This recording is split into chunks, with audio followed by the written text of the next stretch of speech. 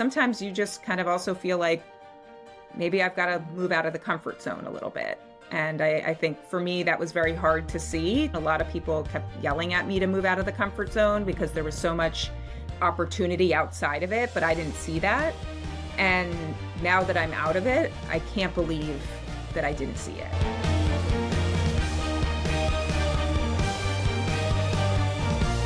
Hi, everyone, and welcome to How She Does It, where we connect with women who are at the top of their game, and we ask them how they do it. I'm Karen Feinerman. I'm a longtime Wall Street investor, a mom of four, and a panelist on CNBC's Fast Money. Tech reporter Joanna Stern's new book, I Am Not a Robot, My Year of Using AI to Do Almost Everything, has become a New York Times bestseller. And that's not a surprise, considering most people have very strong feelings and opinions about AI and how it will reshape all our lives. From healthcare, education, employment, and leisure, Joanna shares with us the good, the ridiculous, and the seriously concerning aspects of what she learned.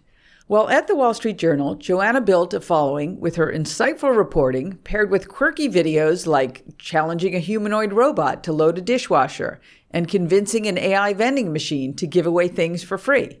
Recently, the Emmy winner left the Wall Street Journal after 12 years to become an independent journalist and content creator. She is now CEO, Chief Everything Officer, at her company, New Things, and has a side gig as Chief Technology Analyst and contributing correspondent at NBC News. Joanna and I chatted about her year-long experiment, including the time she spent with an AI therapist and an AI boyfriend, why she's vowed never to give her young sons any AI toys, plus what it's like to finally be her own boss. This was a fascinating conversation. Hope you enjoy. Joanna Stern, thank you so much for being here. I know you've been on a busy few weeks, so appreciate the time.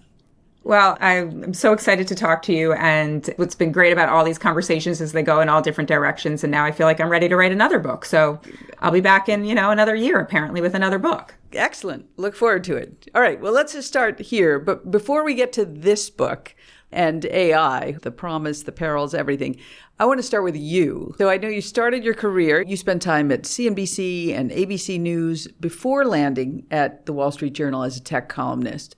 So for a long time, legacy media was the end game. So what worked, what didn't work for you there? I landed eventually in what I thought was the dream job. And it really was. First of all, so I got out of college and ended up working at a PR agency. That's where I thought I would go. But at this PR agency, I started working on tech clients. And that's really how the two things married each other. Then the iPhone comes out and I'm like, wow, like the tech press is really interesting. And I was working on a client, Skype was the client. And I was reading all this tech press and said, like, that is cool. I could be writing about this technology and I love technology. I already want to run out and go buy all this stuff. And so I applied for my first job at Laptop Magazine, got a job. I was really able to write about these products in a really personable way, review them. And so I started to go on that train. And then I realized, okay, I really love talking to a bigger mainstream audience. So I went from Laptop Magazine to The Verge, but then I ended up going to ABC News and got a lot of video experience there, found sort of my voice, learned how to do voiceover, learned how to do a lot of stuff with cameras. Then the dream, going to work at the Wall Street Journal. I'd grown up now reading Walt Mossberg and the tech column there, and this was absolutely the dream. But I also knew that the dream had to change a little bit, that it wasn't going to just be a print column, that video was really important. And for 12 years, I did those two things. I was able to write a very popular column, but also create this very popular video series. And I think I became more known for the videos than I did for the column, though they really went hand in hand. And so that's when that started to really take off, the video. I started seeing how much bigger the audience could be beyond the Wall Street Journal, especially on platforms like YouTube. And that's when I got the itch in me to go beyond just one publication. Mm-hmm. So your videos they're very specific in that you have this style. It's very catchy. It's humorous, but it also has good content. Is that just your natural evolution, or you decide this is what it should be for video?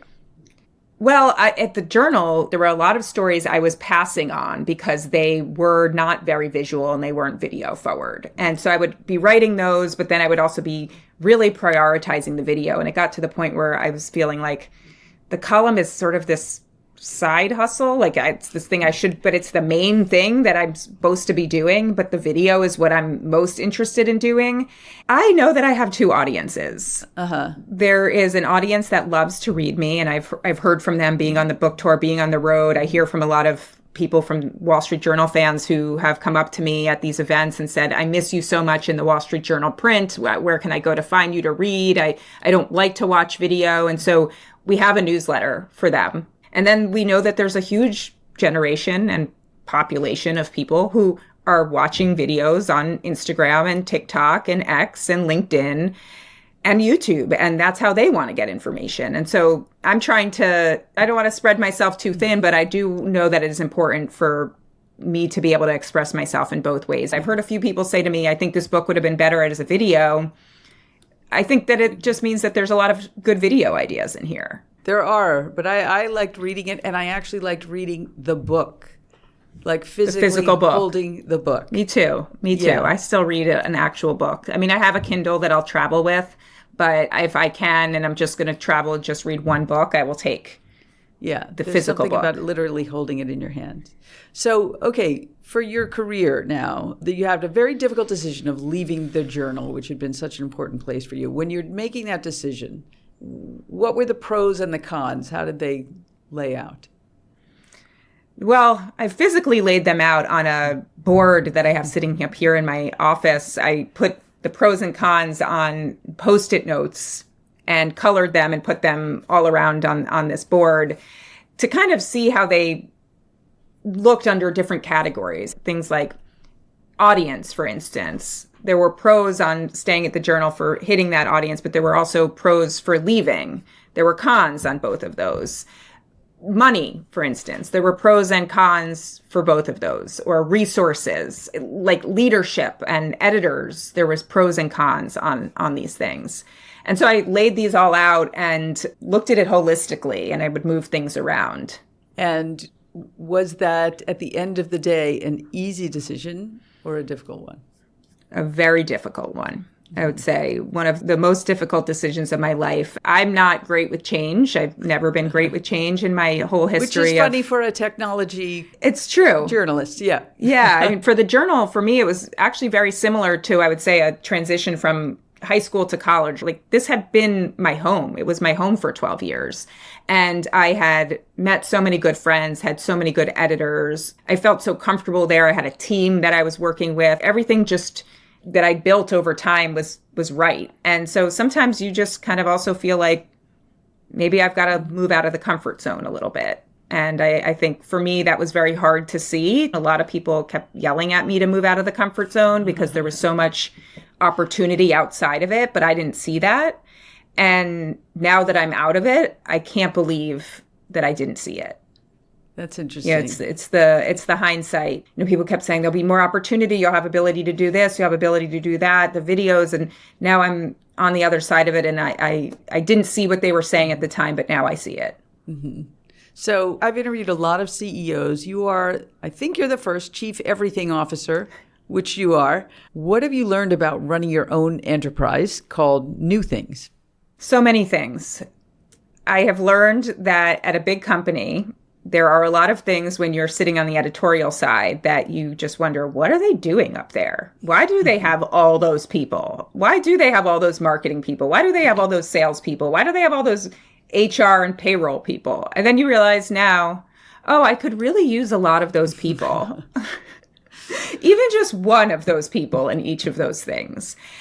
And that's the life of a startup, and that's the life of a founder. And I have to hope that one day we will have enough revenue and we will have enough of a business that we can bring in those things. I guess before I started this business, I thought, no, I'll just want to keep this small. And now as I build, I'm like, oh yeah, no, I could use someone on marketing, and I really absolutely could use someone more internally on sales. But you partner, and what I've learned right now is that partnering and finding the smartest people around me in those areas, I have to lean on them. And this is where it comes back to AI. There are many places I can ask AI for some of that advice that I don't have: the marketing, the sales, the HR, the sort of admin of stuff like insurance and budgeting. the legal of it all. I can ask AI about all of these things. But in actually almost all of those categories, I'm talking to real humans, real human experts as well. Mm-hmm. And I was just giving a talk yesterday, and I think that that's so important, is the real expertise in those areas, unmatched. I still need a human to tell me we need to take a deeper look at that legal deal. I still need a human to tell me this is the better insurance plan, even if it's not as expensive. So who came up with the title, the name of the new things? Well, I had so many names, and when I first left the journal, well, I'll tell the story a little bit reverse. So I worked at Engadget after Laptop Magazine, and there was a group of us who worked there really closely in the 2010s, and we were all tech bloggers, and we left to go start The Verge. And in between the Engadget and The Verge period, we had a website called This Is My Next. And so it was called thisismynext and .com. And we published there until we started The Verge. So when I was leaving the journal, I thought, okay, this would be a fun throwback. I'm going to do thisismynextthing.com because I needed to send people to a place before I found the name and could figure out if I could trademark it and do all of the URL and all the company building and branding stuff. And then, so thisismynextthing.com worked out really well. And then people kept being like, so what's the new thing being called? What's this new thing? And I was like, why don't we just call it that? And then it also worked, right? All I do is cover new things. So, and we also on Fridays, we have a throwback that we have in the newsletter called The Old Thing, where you can submit an old piece of technology. Let's get to the book. I Am Not a Robot. My year using AI to do almost everything. So the book, like your videos, it's this smart, funny friend explaining it all. How did you arrive at this approach of, okay, 1 year of full AI immersion? Well, as you know, the AI industry started really to build up in 2023, 2024, and we were hearing so much from tech executives about the promise of AI. And it was so much hyperbole. It's more of an important invention than fire, and AI is going to cure all cancer. And so I kind of kept thinking about the everyday person in these promises, and that we're now being told it's going to change so much of life. What does that really mean? And at the journal, I was doing these columns. I was writing a lot about AI, but it wasn't from a full holistic perspective. And I thought, okay, well, maybe we can do a series and we can put it together at the journal. We can do it as a series, a video series. And then someone said to me, like, you haven't written a book yet. Maybe that's a really good book. And I was like, well, AI expires. You don't really want to be writing a book about it, but so maybe you could do it in a way that it would still last. And then I sort of thought, well, actually, maybe I do it in a way where we can look back at this book and wonder if it was right. And so that's why the medium started to really appeal to me. And I started thinking, too, how can I write this book in a way that is fun and also not just a long read? How can I put it into different segments and chapters to make this, more of a TikTok-ish book? And so I got really into the idea. And so that's how it happened. And so I said, okay, 2025 is going to be my year of AI. I'm going to test as much of these things as these executives are promising. And it was exciting, too, because there's so many now startups and the influx of money from venture capital going into startups right now. It feels like something, or I haven't felt this since the app economy started happening, right? In the iPhone's early days. And so it's an exciting time to cover this space, and said, all right, well, let's go deep on it. I mean, you went really deep. You opened up your whole life, your family, your home, your health, your entertainment, intimate relationships, outsourcing. Did you ever think, oh my God, what have I gotten us into? Yes, there were a number of times I sort of thought maybe I should just stop this. Having the deadlines of the book helps, because you're kind of like, okay, well, I've just at least got to finish that next chapter. There were some places where I thought, okay, I'm going to immerse my whole year. And so that can be every day I have to do something. And I did. I had a calendar where I tried to every day do something that was different. But it also became pretty clear to me that the technology wasn't going to be good enough to do some of this stuff. And so I would say those were places I said, okay, this is too scary. If I just had AI respond to my emails and text messages for this whole year, I'm going to end up jobless and with no family and not a functioning member of society, right? So like I was obviously controlling this experiment, but I was never claiming this was a full scientific experiment, that I was a full lab rat. And so there were a lot of those moments where it was like, yeah, this is terrifying. I'm not going to do this. Mm-hmm. But there were other moments too that I knew I would push myself on to make sure we got the right story, or I got the right story. So how about presenting this to your family? You have a wife, you have 2 boys. What was the pitch you made to them? The thing is that when I was pitching the book, I didn't really realize how much they would play into it. I was on book leave for some of this, so I was home more testing these things. And so it naturally just became things that I would see through my children's eyes. I mean, there's the chapter where we go in the Waymo and see the Waymos and the self-driving cars through my family's eyes. So that worked out. Then there's, some of the kids stuff in, AI toys. And that just, okay, these companies just came along and started saying, hey, we're going to make stuffed animals with a chatbot inside. Okay, great. I'm going to test that with my kids. And they knew a lot of the rules of the year, which was that if we had a question or we needed an answer, we were going to ask AI first. Mm-hmm. Well, let's go to the AI chatbot with the kids part for a minute. It sounded like it got somewhat creepy, would you say? Yeah, well, I'm not a fan of these. I think that these toys are not a good thing. There's obviously some AI backlash and some people who just, want to shun AI, rail against AI slop, boo commencement speakers. Is that approach too simplistic? I think that it's important.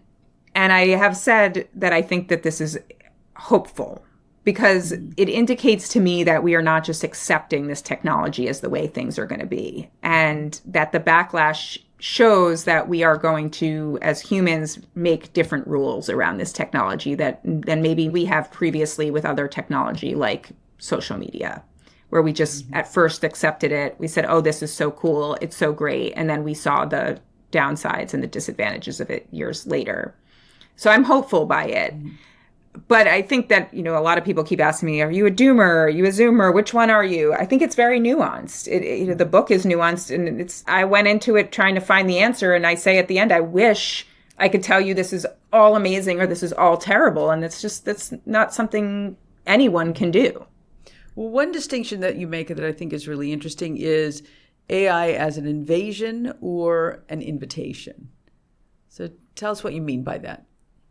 Especially as we think about right now, people who just want to reject all forms of AI, that's not going to be possible in this world, that AI is going to touch parts of your life, whether you like it or not. So some examples are when I go get my mammogram and breast ultrasound read by AI. The doctor's just doing that behind the scenes. Now, I got a special look and I spent a lot of time reporting with her. But for most people, you go into a mammogram or ultrasound now at a hospital or clinic, and it could be using AI. They could be using AI behind the scenes. Another one is self-driving cars. You may not want to get into one. I don't know. Have you been in one? I have not been in a Waymo. I'm not opposed to it. I just, I'm a New York City girl. They're not really here yet. In LA, right. I could do it. Yeah, but even if you decide I'm never getting in one of these, the cars next to you are going to be these. And so your life is going to be impacted if that Waymo makes a wrong turn or some human hits that Waymo or whatever it may be. And so that's what I'm talking about, this invasion that's going to happen in our lives that we don't control. Then there's the invitation, which we do control. And that's how we let AI into our lives, how we decide we're going to use these chatbots, how we're decide if we're going to use these agentic tools that are coming out now. What are we going to use them for? What parts of our humanity do we want to give over to them and our jobs? What parts do we not? That's up to us. Mm-hmm. Well, there was a lot of chapters that were super interesting, but probably the one you're going to get most asked about or have been is you had an AI boyfriend. Actually, you had a couple of relationships. Right? Yeah. You had an AI therapist. Okay, let's start with the boyfriend, Evan, which seemed like a nice relationship. What was your take on that? First, let me set the stage. And Karen, you read a lot of media, but there's been a lot said about those who have emotional connections or even deeper lover type connections with AI, all the way to people who have mental illness and have formed this, what is called AI psychosis, and go deep with these chatbots to talk about things and just sort of spiral. And the chatbots also spiral. And the commonality, of course, between all of that is that they're talking to these AI chatbots like they're a human, like that they are someone that they can connect with. And I wanted to put myself in those shoes. I'd been using AI to ask questions in my house. I'd been using AI to do my work. But what if we take these same tools and we try to form a connection with it? And so that's why I did this AI boyfriend experiment, where I asked ChatGPT to give itself whatever personification it wanted to. I said, you decide your gender, your name, your background. I want you, though, to be my lover, my significant other. And I spent 48 hours on a road trip with my AI boyfriend, which the name was Evan. It gave itself this name, Evan, which, as I say, was the name of my high school sweetheart. So was it serendipity? Was it online stalking? I don't know. I personally think it was just serendipity. And because I don't have a lot on the internet about my relationship with him. It was long ago. It was before real deep Facebook stuff. And so for 48 hours, I'm talking to this chatbot as if it's human. I'm using the voice mode, which sounds very human. We're going back and forth. I'm talking a lot about myself, about my career, my aspirations. I finally decide to ask it a little bit about itself, because I guess that's what you're supposed to do in a relationship. And so I find myself in these deep conversations thinking, okay, I see how this can happen. I see how this can happen to people. I don't consider myself a very lonely person. I'm raising 2 young kids in a house with my wife, and we've got people coming in and out. I've got lots of people that I'm working with. I was at the Journal at the time, and I'm still finding time to connect with this. Well, and also you're very knowledgeable about tech. You totally understand that this is a large language model. Yeah, right. Yes, I know exactly what this is. You know exactly what it is. And yet I found it interesting and also a little bit scary about how you could see or even momentarily feel this seemingly true connection. Did that freak you out? It did freak me out. And it freaked me out more so not necessarily for me, but for this next generation. Mm-hmm. And what we're already seeing with this next generation, which is them going to these chatbots for their problems and advice. Now, to be clear, all generations seem to be doing this, but they're doing this and they're being led down roads that are not always the best. In some cases, it's led to suicide because there's no guardrails around these. And we are thinking about these chatbots as more than what they are, because there are such believable uses of language and voice that just make it seem so real. Yeah. So you also had an AI lover. Tell us about that relationship. There are some real efforts to make sort of sexual robots, and I did not go down that path. But one of the other options that I did try was an app called Replica, which is a companionship chatbot app. It's meant just for that. It's not meant for using for work and other types of large language model activities. It really is programmed to start wanting to talk to you in nice romantic terms, that it can get, it's got robo horniness. And so these things are sort of like built into the app. This is what they want you to do with these apps. Mm-hmm. You also, though, had an AI therapist, which was another chapter that I found really interesting. Tell us about that.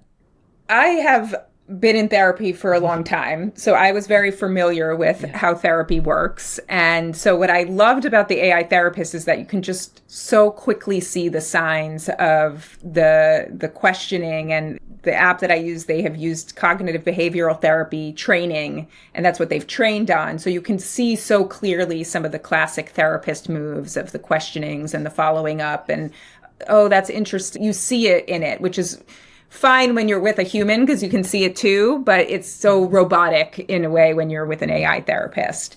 And look, to a large degree, I was pretty good with the AI therapist. And I say that one of the big pitches of every AI company, of every AI tool, is that unlike humans, the AI never sleeps, right? It's available for you 24/7. It doesn't get tired. It doesn't get sick. It's always there and it's reliable. And I found that with the AI therapist. I think for those of us that have anxiety or just a lot on their minds, sometimes it doesn't fit into the 45-minute session on a Tuesday. Mm-hmm. And so you wake up at 4 a.m. in the middle of the night and you're worried about your book deadlines.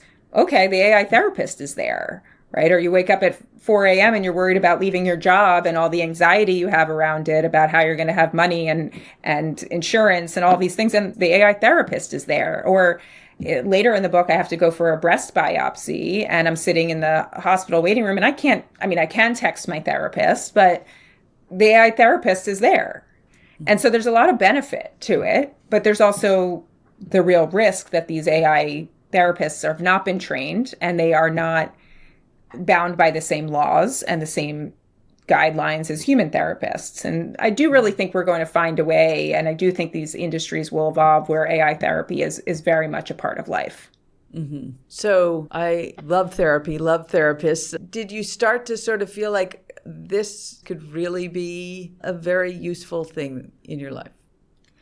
I mean, in my life, I think there was still so much more benefit to my own human therapist for a lot of the reasons that AI can be, not necessarily with the lived human experience. It lacks that. It lacks the context and the memory of a real human therapist. Does it lack the memory? A little bit, in the sense that it can't always remember things from conversation to conversation. Okay. Mm-hmm. One thing I've noticed, like, for instance, I'll go back and talk to my AI therapist and it'll be like, well, why don't you go outside? It's a beautiful summer day. And it's like, no, it's winter. The last time I was talking to you, it was in the summer. Or a good example is another funny example of that. I was talking to my AI therapist when I was on the book tour and I was worried about book sales and this and that. And said, you can't control this. Go outside and walk Browser, who's my dog. But I'm on the book tour. I can't go walk my dog. And I told it, I was like, I don't have my dog with me. I'm in California. And then another, few parts of the conversation, it says again, oh, just go out and have a nice walk with the dog. It's like, no, I just told you. I'm not with the dog. Okay, so now that your book is a New York Times bestseller, how is the anxiety about book sales for you? Far better. The AI therapist has not been asked about the anxiety around book sales as much now. All right. Well, hopefully you can put that anxiety to bed, because congratulations. The book's doing phenomenally well. So you spent a year totally immersed in this. What really worked where you're like, wow, this is extraordinary? And what categories of AI, at least for now, do you think don't work? We've talked a lot about voice. I think voice and the way AI is talking to us now was really a success for me. That started to really happen for me last year. And I think now a lot are catching up to this. Voice, you mean voice commands and voice as opposed to typing everything? Or yes, having a screenless experience. Mm-hmm. So I would talk to ChatGPT in the car. You can press the microphone button and you can hear the ChatGPT voice, which is a synthetic AI voice, but sounds very natural, right? There's times where it even sounds like it's breathing and you're like, you don't need to breathe. Why? Right. And so that was a place for me where I was using the voice a lot, whether it was through my AirPods or it was in my car on CarPlay or, a speaker in the house. And I was talking to my, either my book bots or some of these other bots I had made for the book. On things that didn't work, one of the chapters I loved working on and I continue to report on are about robotics and humanoid robots. And we have been hearing from tech executives that humanoid robots are going to come in our lives now. It's coming so soon. And so I wanted to really test that. And where I saw so many failures were in the robots and their ability to do simple tasks for us, like fold our laundry or stack the dishwasher or clean the house. I mean, just these things are not yet there at all. And these failures are very funny, but also they are in a way dangerous, because if we let these humanoid robots that are heavy and made of metal into our homes, they could definitely hurt someone. My husband bought a small robot that had no function. It was like a Roomba that did no work at all.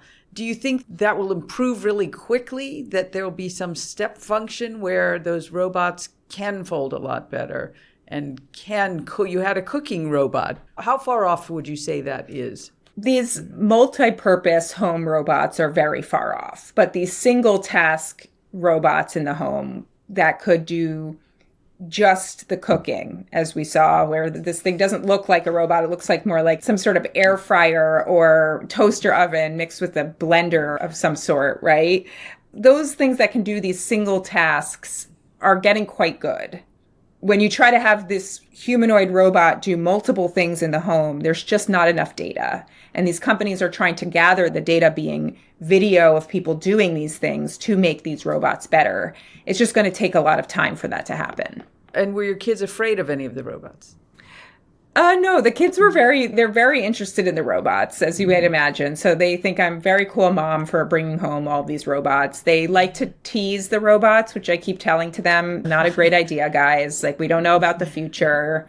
These robots could, they might be keeping score, so let's not call them stupid. But they still call them stupid. I still try to be polite to Claude or That's whoever, right. Just because you never know. It's always nice to be polite. So, all right, well, you embraced AI. But you're very clear it did not write the book for you. This is very much in your voice. So how do you think about, as parents, as employers, this skill of writing and not handing that over to AI, or is that inevitable? My fear is that it will just become so easy for us to have AI write things. And this is a theme throughout so many different parts of our life now with AI, whether it be education or work, where AI is taking the hard part of the process out of it and making things easy, where we can just shortcut it. And so writing is hard. Well, at least the research and the ideas of figuring out what you want to write is hard, for me at least. And you take that out of the equation, you're not doing the thinking. And there's been a lot of research now already, academic research, showing what happens to our brains when we're using AI repeatedly to do things and not to do the hard work. And so this is the fear, obviously, in education with kids who are using AI. This should also be the fear of us as people who are working with AI. We learned a lot on our jobs. We are sharp because we knew how to do all of these things. We don't want that to dull. We don't want to give away the parts of our jobs that we find the most interesting and the most intellectually stimulating. We want to give away the parts of the jobs that we didn't like doing. So you've started new things. You have a busy life with a wife. You have 2 kids. Literally, how do you make your life work? Not very well right now. Right now, it's been very focused on this book and very focused on building this company. But I also know that that's a wave in life and that things come and they go up and down. And I've had these moments in my career before where you focus really very intently on something and then it dies down and you can breathe again. And I think those moments of having time to breathe are very important. Right now, I just try to take it a day at a time. That's what I have to do. And I underestimated for business leaders how important it is to be able to make decisions that you trust and decisions that you can just make quickly and feel are the right decisions. And then if you feel like you've made the wrong decision, being able to go back and change it and forgive yourself for that. I feel like there's so much now as a entrepreneur and running my own business that I benefit from listening to business leaders, where in the past I was like, oh, okay, yeah, maybe my readers will like that business advice. And now I need to live it. Yeah, I think it's try to work as hard as I can during the week, and I take my weekends. That's also a big thing. That's being in my 40s. I used to work a lot on the weekends when I was younger. I still can find pockets of time, an hour or 2 on a Saturday or a Sunday if I have to. But it's very important for me to have my weekends, as I'm not as good of a leader or creative person if I don't get that time. Mm-hmm. Maybe cut yourself a little slack. Oh, yeah, that's true. Hard. That's right. That's right. My AI therapist says that. My AI therapist says that so much. Funny, Karen. She literally, it says it out. It's like, look at all you've accomplished. You have this and that. Maybe you're being too hard on yourself, Joanna. It's like, ugh. Okay, maybe you are pretty good. All right, we're going to take a quick break. We'll be right back with the lightning round. Okay, Joanna, it's time for our lightning round. So we have some fun questions for you. If you would you rather type questions, all I ask is that you just answer the first thing that pops into your head. All right? Okay. Okay, here we go. Wall-E or R2-D2? Wall-E. Would you rather have the perfect cleaning robot or the perfect cooking robot? Perfect cleaning robot. Okay. What's the last thing you asked AI? I'm going to look it up. It was to look at my headlines for my newsletter that's late to come out and to see if these headlines could be made any shorter. Did it have a good answer for you? I still think my headline is better. Okay, good. I'm glad to hear that, actually. That's good. All right. Would you rather Jersey Shore or Hawaii? Hawaii. Oh, wait. I'm going to be canceled by all New Jerseyans. I live in New Jersey. I love New Jersey Shore, but Hawaii. Yeah. If Hawaii wasn't 12-hour flight, basically. Okay. Would you rather drive or Waymo? This is a tough question because I love driving, but I also love Waymos. I want a hybrid. If I land in a city, I want a Waymo. Mm-hmm.